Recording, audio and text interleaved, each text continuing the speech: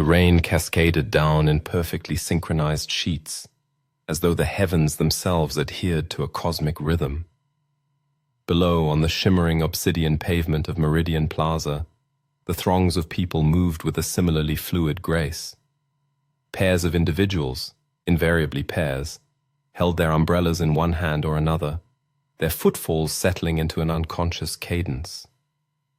This was the world as it had always existed, a realm of duality, a world where the concept of one was a mere mathematical abstraction, a spectral presence in the lexicon of a bygone era. I stood beneath the majestic archway of the Central Archive, my own echo, Lyra, a comforting and constant presence at my side, her thoughts a gentle resonance against the periphery of my own consciousness. We were observing the rain, a simple shared moment, ordinary, secure. Then the screaming commenced. It was not a scream born of simple pain or trepidation. It was a sound that lacerated the city's tranquil hum, a jagged, serrated noise indicative of a soul being torn asunder. Heads pivoted in perfect unison. Every pair of eyes in the plaza swung towards the source. A man, positioned on the precipice of the grand fountain, his body convulsing violently. Yet it was his echo who elicited a collective gasp from hundreds of throats. She was kneeling approximately 20 feet away, her own form twitching in a horrifying mirrored dance of agony. They were too distant, perilously far. The secure tether of proximity, the 100-meter psychic link that bound every pair, was stretched to its breaking point. "Elian, avert your gaze," Lyra murmured, her voice a tremor against my mind as much as in my ear. Her hand sought mine, a desperate, anchoring grip. Her fear manifested as a frigid spike within our shared space. However, I could not look away. The man on the fountain's edge presented a spectacle of defiance. His face, contorted in a rictus of unimaginable suffering, was simultaneously illuminated by a terrifying, ecstatic fire. He was undertaking the unthinkable. He was attempting to rupture, to sever the bond. He took another step, further from his echo, onto the fountain's ultimate ledge. The air crackled audibly. I could almost perceive it, the tearing of that invisible sinew, the shriek of a connection being forcibly undone. His echo clawed at the sodden ground, foam flecking her lips. Her cries now devolved into wordless, animalistic moans of pure symbiotic torment. "He's deranged," someone murmured from the nearby crowd. "A solitude sicko. Why would anyone?" The man raised his arms towards the weeping heavens, a messianic silhouette against the grey deluge. For a fleeting instant, his convulsions ceased. An expression of absolute profound serenity washed over his features. It was an expression I had never before witnessed on any human face. It was an expression of utter, undiluted self. He was alone. Truly, terrifyingly, beautifully alone. The plaza held its breath. In that singular, silent second, I felt something stir within me. Not revulsion, not pity, but a dark, forbidden flicker of understanding, of envy. Then the peace shattered. His body arched backward, a silent scream finally erupting from his lungs as a wave of blue-white energy, visible even in the daylight, emanated from his chest. His echo mirrored the motion, her back bending at an impossible angle. The light flared, a blinding, instantaneous flash that compelled everyone to shield their eyes. When our vision cleared, the man had vanished. Not collapsed, not fallen. Disappeared. A faint scent of ozone and burnt sugar lingered in the air. His echo lay motionless, a vacant doll on the wet pavement. her eyes wide and staring at a sky that now held nothing for her. She was a hollowed-out entity, a shell devoid of its pearl. The bond was broken, and with it, both lives it had contained. Sentinels in their grey, featureless uniforms were already navigating through the crowd, their presence a chilling wave of authority, restoring order, ushering the horrified pairs away. Their movements were efficient, practiced. This was not the first instance of their cleaning up such a catastrophe.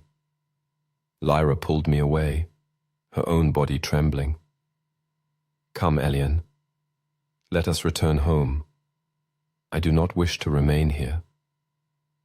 Her thoughts were a frantic storm of safe, home, together, safe. I allowed her to lead me, my feet feeling like lead weights. My mind, however, was not focused on the path home. It was fixated on that singular, impossible second of the man's peace. The official narrative, the one ingrained in us from birth, posited that the bond was our salvation, the cure for the great despair, the plague of loneliness that had nearly eradicated humanity centuries prior. To be without one's echo was to be nothing, an unperson, a void. Yet, I had just witnessed a man paying the ultimate price, not to acquire a fortune or to rescue a loved one, but for a single fleeting moment of what our world had deemed the ultimate sickness: solitude. The sentinels branded it a madness, a pathology. But what I observed on his face was not madness. It was transcendence. As we reintegrated into the river of twos, my hand clasped in Lyra's, her warmth a familiar comfort, a chilling question began to formulate in the deepest, most secret recesses of my mind. A question that felt more perilous than the rupture itself. Everyone perceived a madman's tragic end, a cautionary tale. But what if, just for a second, what we all witnessed was not a failure, but a victory? Our apartment, or duplex as the architects designated them, was situated on the 78th floor of the West Spire. It was a perfect testament to the world of the bond. There were no single chairs, only love seats and benches. The bed was a sprawling, immovable, king-sized platform. The bathroom, a marvel of awkward efficiency, featured 2 toilets and 2 sinks, separated by a thin, frosted glass panel that offered acoustic baffling but no true privacy. Every space was meticulously designed to accommodate 2 bodies, 2 lives, 2 consciousnesses, existing in perpetual orbit. For the majority, it was as natural as breathing. For me, it was a cage of elegant, suffocating design. Lyra remained shaken. As she prepared our evening meal, her movements were jerky, her thoughts a low, anxious thrum. I could feel her replaying the image of the hollowed-out echo, the empty vessel left behind. To her, it was the ultimate horror. The thought of my presence vanishing from her mind was a fear so primal it bordered on the very concept of death. "It's just senseless, Elian," she said, her voice pulling me from my contemplation.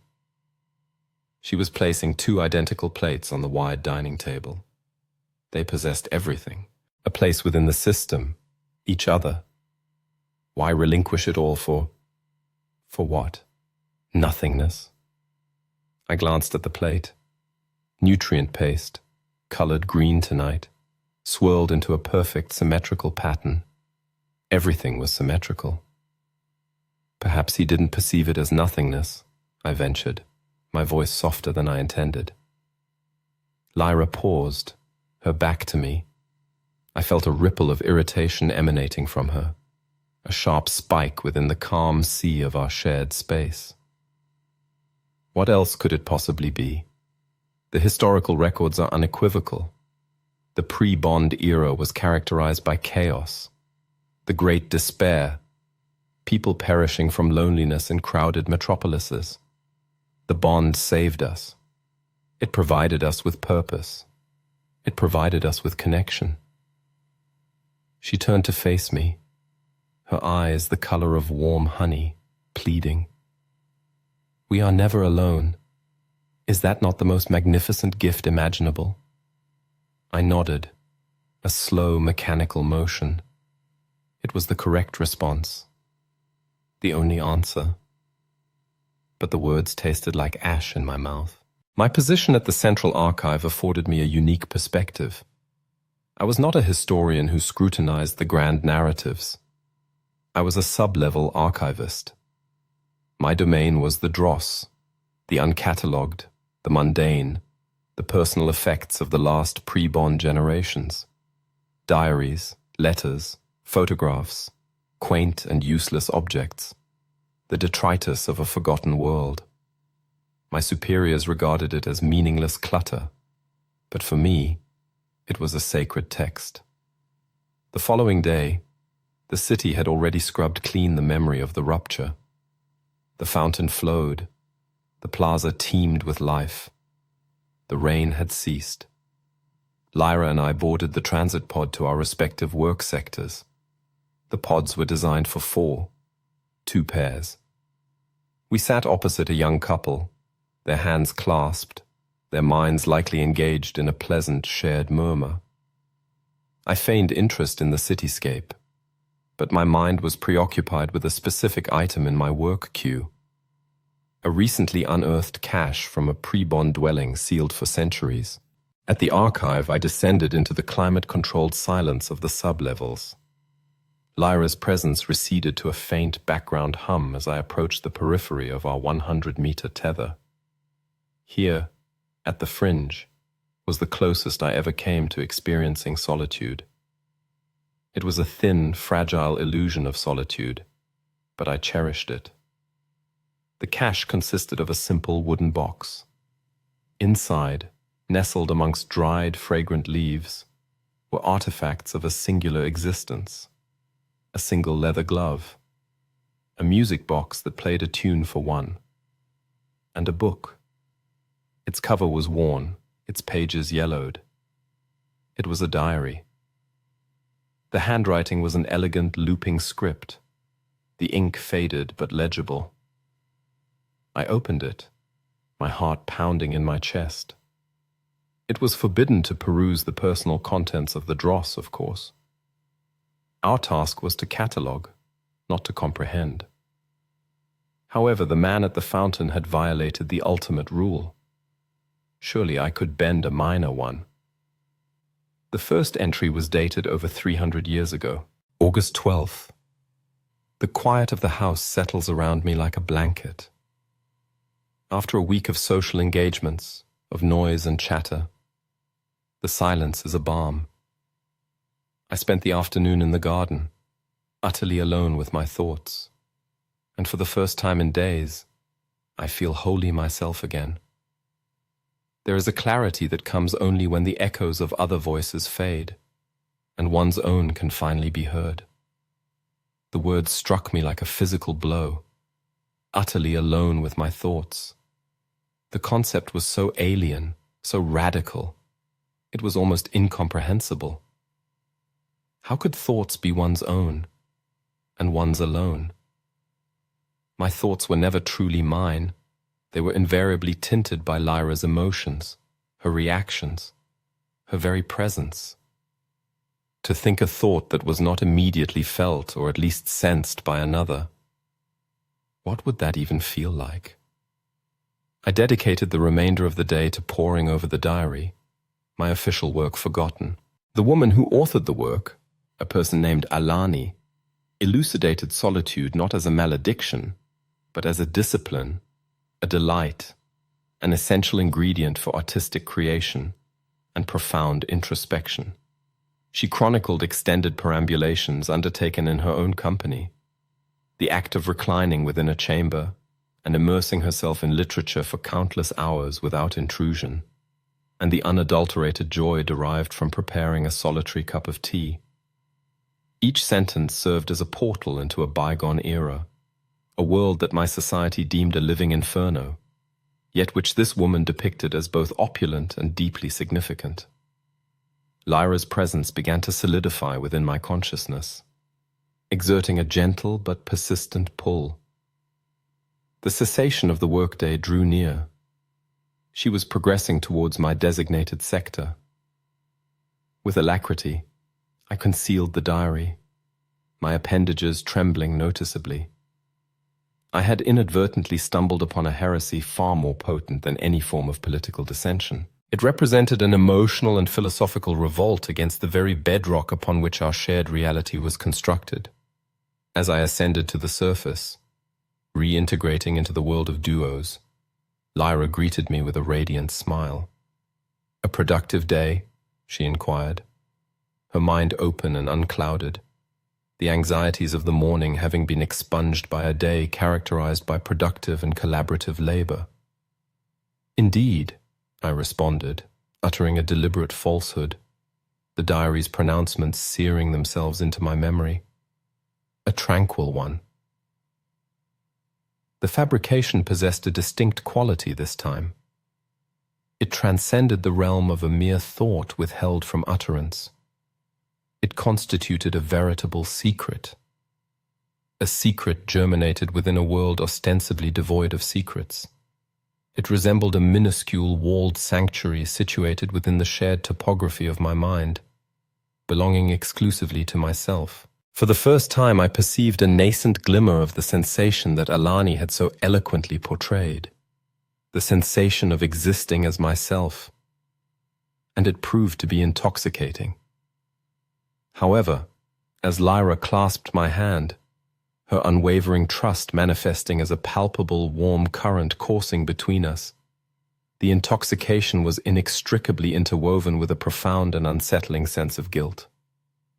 Was this burgeoning feeling of self truly worth the fissure it was instigating within our sacrosanct us? The diary metamorphosed into a veritable obsession. It constituted a perilous addiction. Each day within the confines of the archive, I would descend into my secluded sanctuary situated at the periphery of the tether and become utterly absorbed in Alani's world. Her existence, seemingly uncomplicated on the surface, represented a universe replete with experiences that I could only endeavor to imagine. She articulated tales of heartbreak, and the manner in which she sought solace and solitude to facilitate healing, to weep unobserved, to permit her grief to exist as a private and sacred entity. Within our own world, grief constituted a shared burden. Your echo invariably sensed your pain, presenting a constant, mirroring sorrow until its eventual dissipation. One was never afforded the luxury of experiencing heartbreak in isolation. She expounded upon the subject of creativity. The poem finally materialized for me this evening, amidst the profound stillness of midnight. It is an inherently fragile creation born of tranquility. I could not possibly have discovered the requisite words with another soul occupying the chamber. It is within the interstitial space existing between myself and the broader world that my art discovers its breath. I, who had previously attempted to compose musical arrangements, possessed a comprehensive understanding of her meaning. Each melody that I had ever conceived had been instantaneously apprehended by Lyra. Her reaction, her expressions of pleasure, her moments of confusion, her gentle critiques, invariably molded the notes even before they had fully coalesced. The art never existed as a solely personal endeavor. It belonged to both of us. It was a collaborative effort from its very inception. The notion of creating something within a vacuum, a piece of artistic expression that represented a pure, unadulterated manifestation of a singular mind, evoked a sense of divine empowerment. My nocturnal dreams began to undergo a discernible transformation. I had previously dreamt of shared experiences, engaging in flight alongside Lyra, embarking upon explorations of unfamiliar metropolises in tandem. Now my dreams were pervaded by a sense of emptiness. Not a frightening, desolate void, but rather a vast, serene emptiness. I dreamt of standing upon a salt flat that extended to a pristine white horizon, the ambient air utterly still, the sole audible sound being the rhythmic cadence of my own heart. I dreamt of existing as a solitary astronaut ensconced within a compact capsule, gazing down upon the silent, swirling blue marble that constituted Earth. Within the context of these dreams, I experienced a sense of tranquility that my waking existence, in all its state-sanctioned contentment, could never hope to provide. I would awaken from these nocturnal visions with a profound sensation of loss, the phantom feeling of solitude clinging to me like a persistent aroma. And Lyra would stir beside me. "A troubling dream," she would murmur, her mind gently brushing against my own, discerning the underlying disquiet. "Merely a peculiar one," I would respond, averting my gaze. The distance existing between us was demonstrably expanding, and this distance was quantified by metrics that transcended mere feet or meters. It represented a form of silence, a private domain that I was meticulously carving out within the confines of my own mind. And she could sense its presence. She could perceive the nascent walls, the securely locked doors. It engendered fear within her. One evening we were seated upon our love seat, observing the city's elaborate light show painting vibrant strokes across the canvas of the clouds. For an extended duration there existed only the comforting hum of our bond. Subsequently, Lyra's voice, diminutive and fragile, shattered the prevailing tranquility. "Elian, are you experiencing unhappiness?" The inquiry struck with unerring accuracy. I found myself incapable of uttering a falsehood. She would invariably detect the deception, the inherent dissonance existing between my thoughts and my spoken words. However, I was equally incapable of divulging the unvarnished truth. "I am not experiencing unhappiness," I articulated with meticulous precision, selecting each word with the deliberate care of a man traversing a treacherous minefield. "I am engaged in contemplation." "About what, specifically?" she pressed, pivoting to confront me directly. Her eyes were dilated with an expression of hurt that I found myself unable to endure. "You feel so distant of late, even when you are physically present. There exists a quiet enclave within you. It was absent previously." There it was then. She possessed the capacity to perceive the garden that I was cultivating, even if she lacked the ability to peer within its confines. She could sense the spectral presence of Alani, the hushed whisper of solitude. My own underlying fear surged forth to meet hers. My fear of being exposed, of being perceived as aberrant, a solitude sicko, akin to the unfortunate individual encountered at the fountain. My fear regarding the ramifications of this burgeoning desire upon the individual to whom I was inextricably bound, the individual who had served as my other half since we had both attained the age of 14. I harbored no animosity towards Lyra. In my own, perhaps unconventional manner, I cherished her. I cherished her innate pragmatism, the soft humming sound she invariably emitted when deeply engrossed in concentration, the calming influence that her unwavering steadfastness exerted upon my own inherent anxieties. She served as my anchor. But what if the anchor was inextricably chained to the incorrect vessel? "I have merely been perusing various materials within the archive," I proffered, offering a carefully constructed half-truth. "Ancient materials. They tend to engender philosophical musings." "Philosophical in what specific manner?" I inhaled deeply. "They prompt one to contemplate the fundamental nature of the self. If a thought is immediately shared the instant it is born, was it ever truly yours to begin with? If a feeling is instantaneously mirrored, does it genuinely possess a singular origin? Who am I, Lyra? Absent your presence as a reflecting mirror. The expression of abject horror that manifested upon her visage was instantaneous. Elian, cease. That constitutes despair speak. That represents the precise type of thinking that precipitated the chaos. There exists no I independent of the us. That is the fundamental premise. Why would you even harbor a desire to exist as a self, in isolation? It represents a veritable dead end. It constitutes a precipitous cliff. The man at the fountain, he mistakenly believed himself to be a self. And now he exists merely as static, gone. Her voice fractured, splintering into shards of palpable anguish. Is that your ultimate aspiration? No, I exclaimed, with excessive haste and volume. The denial was unequivocally genuine. I harbored no desire to meet my demise. I possessed no inclination to experience rupture. I yearned for something altogether different, something that appeared to exist solely within the realm of the unattainable. Then what is it that you desire? She pleaded, tears visibly welling within her eyes. Her pain manifested as a sharp, stinging needle piercing my own consciousness. Her fear became my own fear. Her sorrow, my sorrow. The very system that I was questioning was now forcibly imposing her emotions upon me, effectively drowning my nascent rebellion within a veritable tide of shared misery. It represented a flawless, self-correcting prison. I commenced, but found myself incapable of completing the articulation. I could not bring myself to utter the words, I desire to be alone.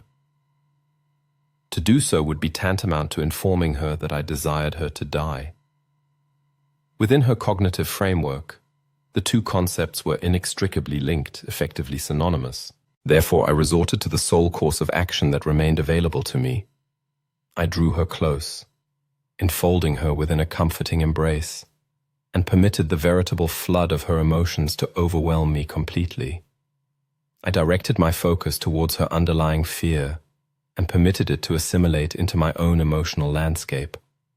I projected reassurance, love, unwavering stability. I am present. We are secure, together, in perpetuity. The figurative walls within my mind crumbled. The clandestine garden was unceremoniously trampled. I permitted her re-entry, completely and without reservation. It represented a veritable surrender. As she relaxed within my arms, her sobs gradually subsiding, a fraction of my being experienced a profound sense of relief. The internal conflict had ostensibly concluded.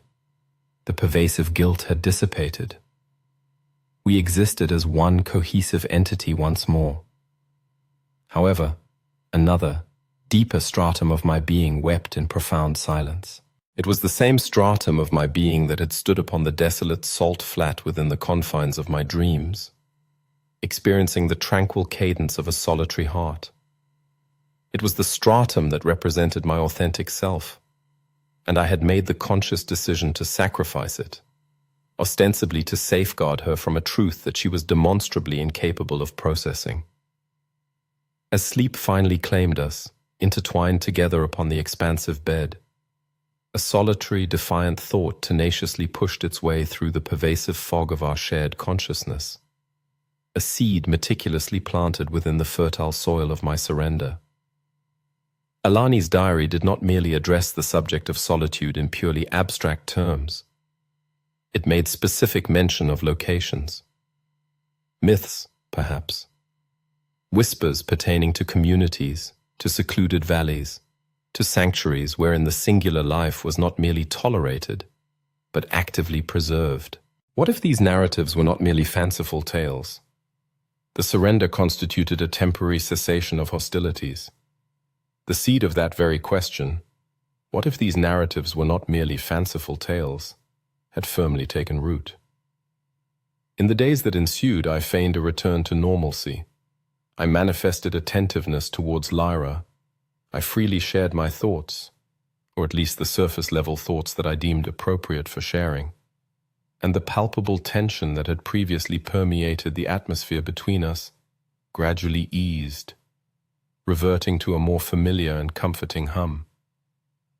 However, within the subterranean levels of the archive, my work grew increasingly frenetic, increasingly focused. I no longer functioned merely as a passive reader of Alani's diary. I had metamorphosed into a veritable detective. She chronicled the existence of a location that her grandfather had once recounted to her, a place that predated the era in which the Great Despair had solidified its status as a global diagnosis. He referred to it as the Sanctuary of Silence. It was, according to his oft-repeated tale, a community established by artists, philosophers, and scientists who collectively espoused the belief that profound discovery, both external and internal, necessitated extended periods of absolute isolation. They perceived the burgeoning societal trend towards constant connectivity and superficial interaction as a direct threat to the cultivation of deep and meaningful thought. Consequently, they constructed a secluded retreat, situated somewhere remote and inaccessible, a place specifically designed to accommodate the needs of a single individual. It sounded akin to a myth, a fable originating from a bygone age. However, Alani had evidently placed unwavering belief in its existence. Within one of her later diary entries, she had even attempted to locate it. "I have dedicated weeks to the meticulous study of antiquated geological surveys," she wrote with characteristic determination. "Father mistakenly believes that I am suffering from a bout of madness, chasing after a mere ghost story. However, I have unearthed a pertinent reference, a minuscule annotation appearing on a pre-consolidation map, a mining survey originating from the Kalan Ranges. It makes mention of an anomalous energy signature and a settlement nestled within a valley designated Sector 7G. The official report summarily dismisses it as geothermal interference. However, the symbol clearly marked upon the map. It is precisely the same symbol that my grandfather meticulously drew for me. A spiral turning inward. An inward turning spiral. My breath hitched sharply within my chest. I had encountered that particular symbol previously. It began with an indistinct watermark nestled within the corner of a schematic found in the dross, an architectural blueprint, previously dismissed as a mere curiosity, depicting a pre-bond structure. According to the manifest, it was a water treatment plant. However, its location was the Kalan Ranges. The ensuing phase of my trial commenced. Merely reading about solitude was no longer sufficient. I needed to probe its limits. I yearned to experience the rupture firsthand, not from afar, but from within. I initiated the experiment cautiously. During my midday respite, I informed Lyra of my intention to visit the archive's upper-level observatory. Instead, I proceeded in the opposite direction, toward the outer perimeter of the archive complex. Lyra's biolab was situated 3 blocks to the east.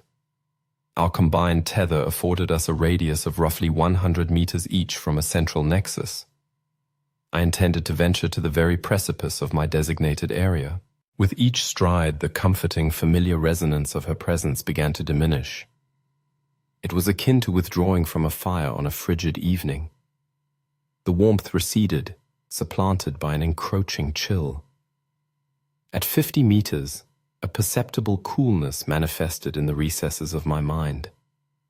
At 70 meters, a faint, high-pitched whine emerged, analogous to tinnitus of the soul. My own thoughts acquired greater clarity and acuity. It was exhilarating. At 90 meters, the initial tremor struck.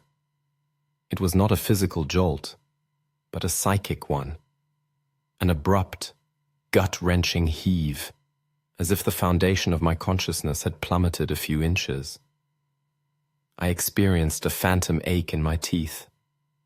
The whine intensified, becoming more insistent. I could now discern Lyra's anxiety, a distant yet piercing prickle. "Elian, where are you?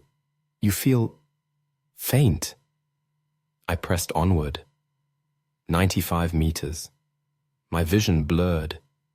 The world seemed to lose its sharp definition, veiled in a static-laden grey haze.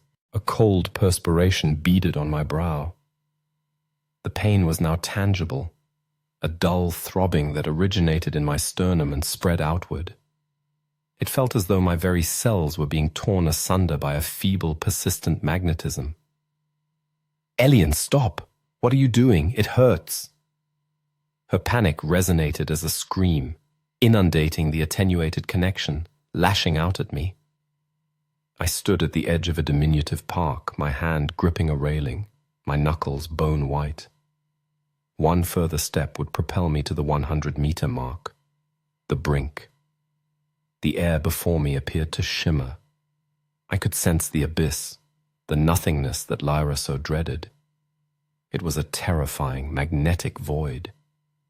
The man at the fountain had plunged into this. My body implored me to retreat. Every instinct, every cell conditioned by a lifetime within the bond, recoiled from this self-inflicted torment. Yet, the clarity, even amidst the agony, the crystalline lucidity of my own mind was intoxicating. For a fleeting moment, I was simply Elian. Not Elian and Lyra, but just Elian. The choice was wrested from me. Lyra, gripped by terror, was not merely waiting. She was running. I perceived her rapid approach as a rising tide. The pain began to subside as the distance between us diminished. Warmth flooded back in, engulfing the beautiful, terrible clarity. By the time she screeched to a halt before me, her face pallid and tear-streaked. The tether was once more intact and robust. "What were you thinking?" she exclaimed, grasping my arms. Her relief was so profound that it made me lightheaded. For a second, I thought I was losing you. It felt like I was dying, Elian." "I'm sorry," I gasped, the residual pain leaving me enfeebled. I wasn't paying attention, I just walked." The fabrication was flimsy, pathetic. She remained unconvinced. The expression in her eyes was no longer merely hurt. It was fear. However, it was a novel kind of fear.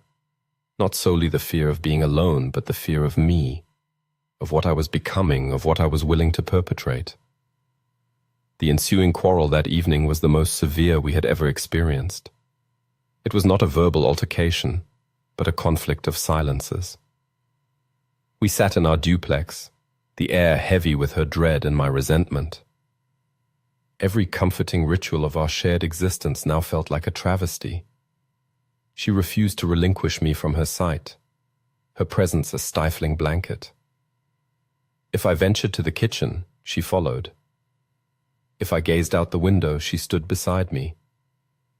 She was a warden, and I, her prisoner.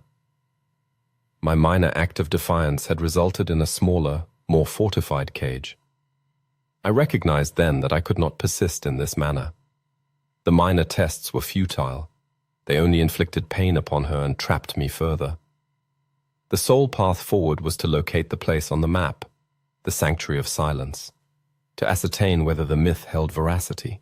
A few nights later, when her respiration had finally deepened into slumber, her mind a tranquil lake, I cautiously extricated myself from bed. In the gentle glow of the city lights, I retrieved the archaic pre-consolidation map from my work satchel. I cross-referenced it with Alani's notes. Sector 7G, the Kalen Ranges. It was a remote, undeveloped territory, 200 kilometers distant, an impossible distance. To journey there would entail a complete rupture. It would signify death. Unless Alani's grandfather's narrative was more than a mere myth. Unless the anomalous energy signature was not geothermal. What if it possessed the capacity to interfere with the bond? A dampening field, perhaps. A locale where the tether that bound us all simply did not extend. I scrutinized the map, focusing on the diminutive, hand-drawn spiral situated within the center of a desolate valley. It represented the most desperate of hopes, a lunatic's gamble, yet it was the only hope I possessed. And as I observed Lyra asleep, her face serene and trusting even after I had terrified her, a ghastly plan began to coalesce. I could not embark without her. The tether would not permit it. Consequently, I would have to induce her to accompany me. However, how could I persuade the individual most terrified of solitude to venture to the one location in the world that promised it? Persuading Lyra constituted an act of profound psychological manipulation, leaving an indelible stain upon my soul. I did not employ logic or reason. I exploited fear, her fear. "I'm sick, Lyra," I confessed one evening, my voice carefully modulated to sound broken. I had dedicated days to rehearsing the thought, enveloping it in authentic layers of my own self-doubt and perplexity, until it resonated as truth. I think my bond is failing. It's weak, frayed. I leveraged the experience of my deliberate test at the edge of our tether, reframing it not as my exploration but as an involuntary fading. When I walk too far, I don't merely feel the pain of distance. I feel it thinning, like an old rope on the verge of snapping. I think I have what they call tether decay. Tether decay was a rare, terrifying diagnosis, a degenerative condition wherein the bond inexplicably weakened over time, culminating in an agonizing, spontaneous rupture. It was a death sentence.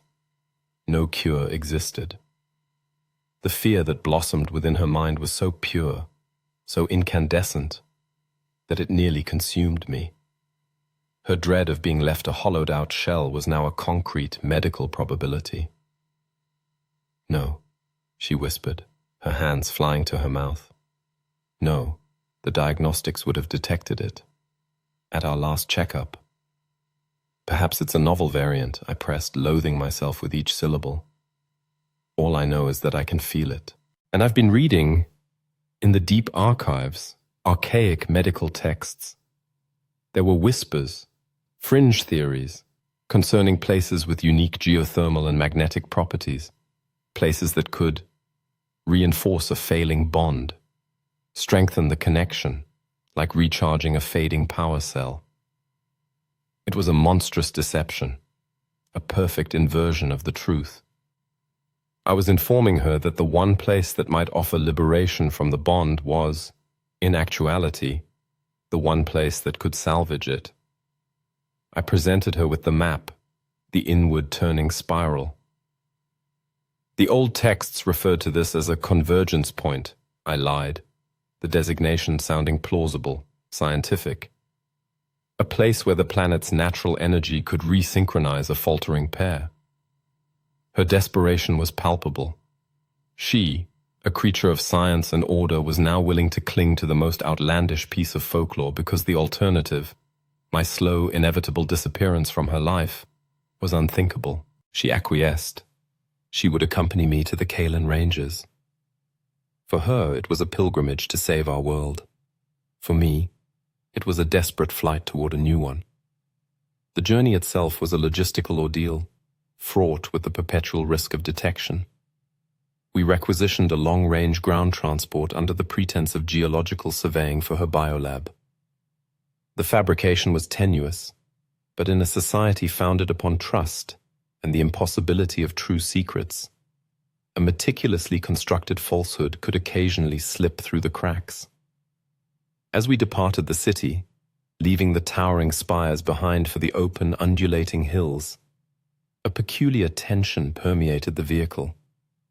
Lyra was coiled tight with a blend of hope and trepidation. I was a tempest of guilt, anticipation, and terror. What if I was mistaken? What if the sanctuary was a myth, and all I was accomplishing was leading us to our deaths in the wilderness, stretching our tether until it snapped. 200 kilometers later, we arrived at the foothills of the Kylan Ranges. The landscape was austere yet beautiful, composed of grey rock and resilient, windswept flora. Adhering to the map's coordinates, we abandoned the transport and commenced our hike, our bond a constant thrumming presence in the vast silence.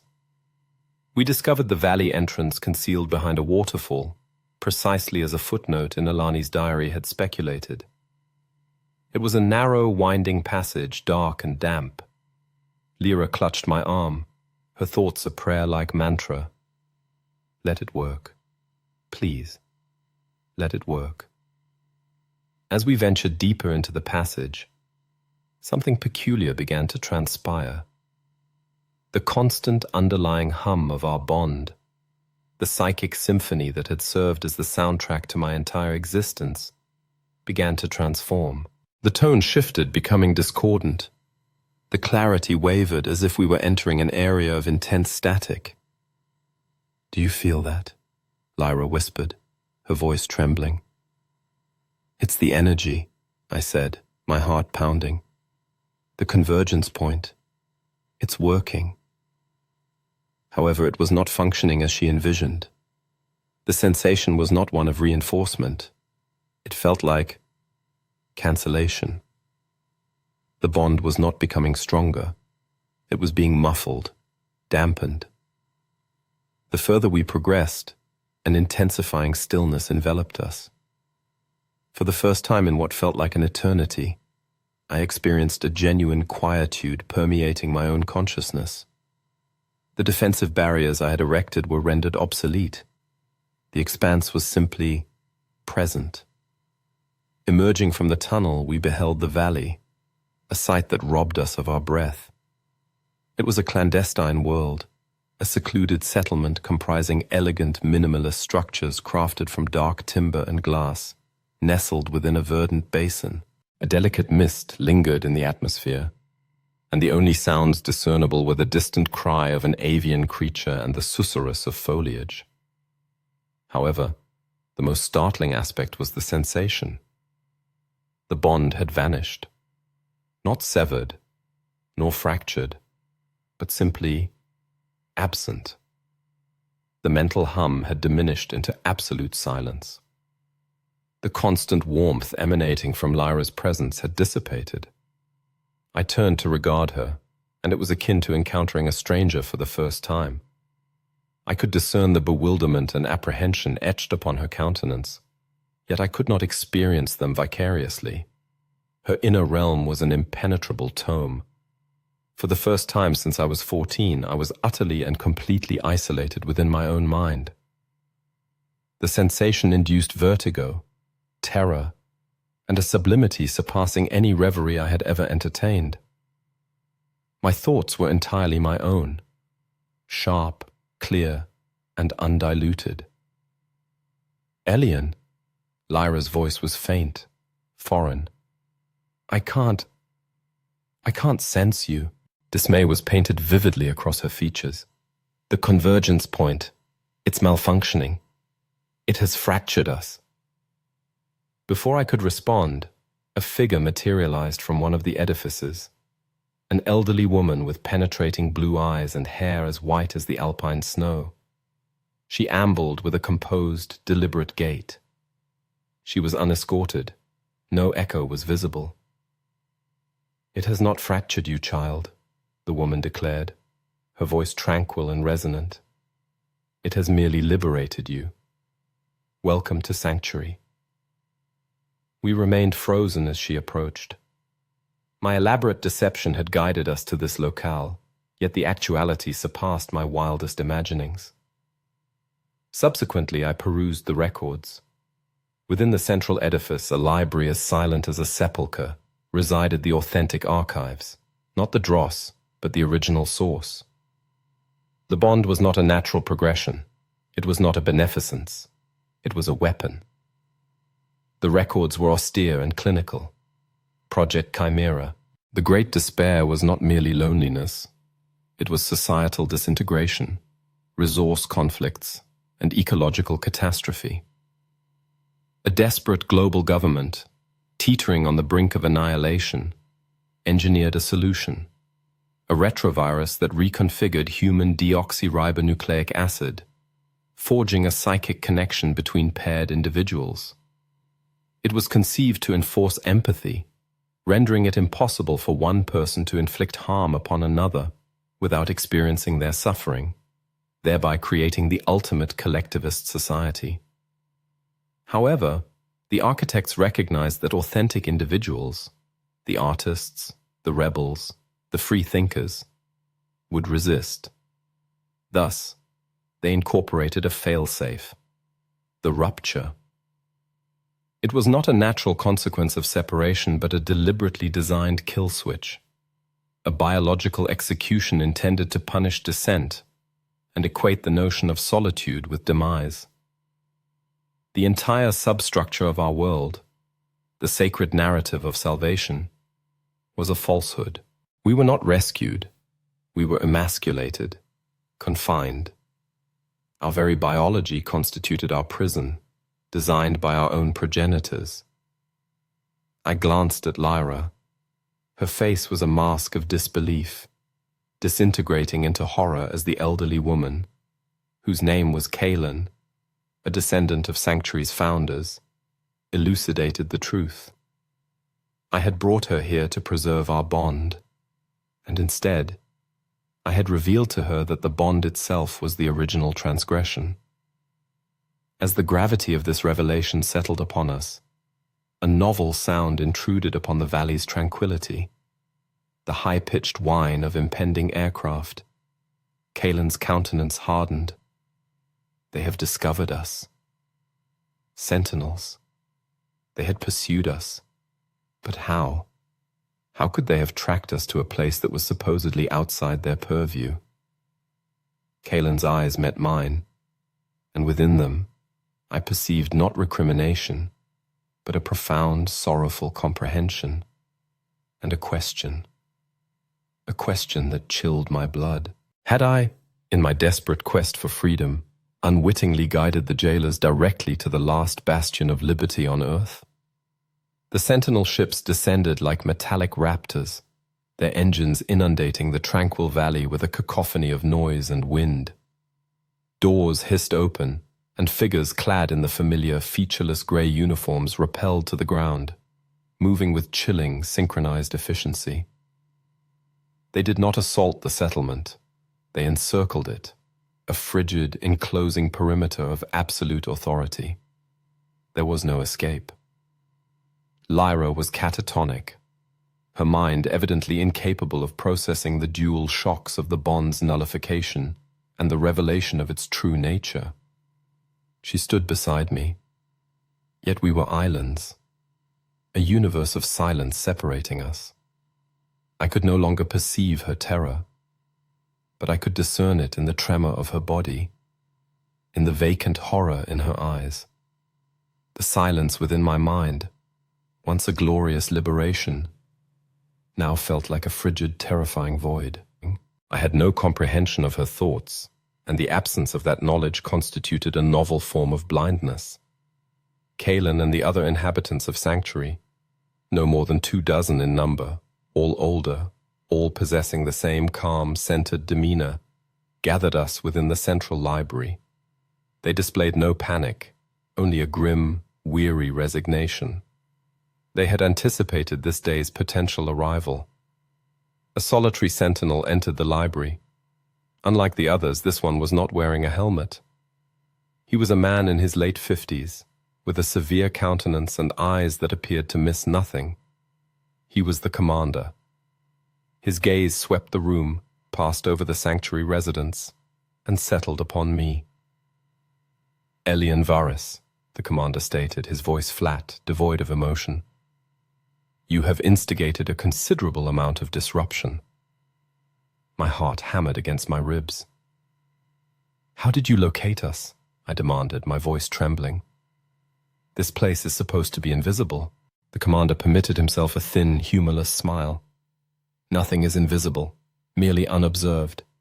We have been cognizant of this anomaly for decades. A quaint little pocket of rebellion we permitted to exist as a control cohort. Harmless, until now. Until you resolved to introduce your instability here. He advanced a step closer. You see, we do not track locations. We track individuals. Specifically, individuals who exhibit indications of solitude sickness. Individuals like you. My blood turned to ice. You have been observing me. For years, he affirmed. Ever since your adolescent psych evaluations revealed a perilous predilection for introspection and a suboptimal level of symbiotic cohesion with your echo. He paused, allowing the words to permeate. We maintain a program for individuals such as yourself, a discrete monitoring system.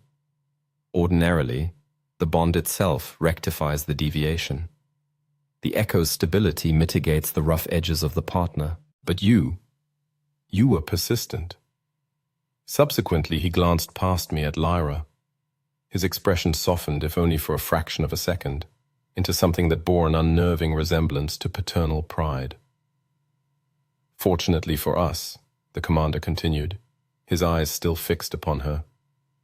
Your echo is a model citizen, deeply committed to the principles of the bond, to the health of her partner, to the stability of your union. A sickening dread commenced to creep up my spine, a frigid, slithering sensation that coiled within my stomach. I slowly turned my head to regard Lyra. She was no longer looking at the commander. She was staring at the floor, her body rigid, a solitary tear tracing a path down her pale cheek. The commander's words descended like hammer blows. When you began exhibiting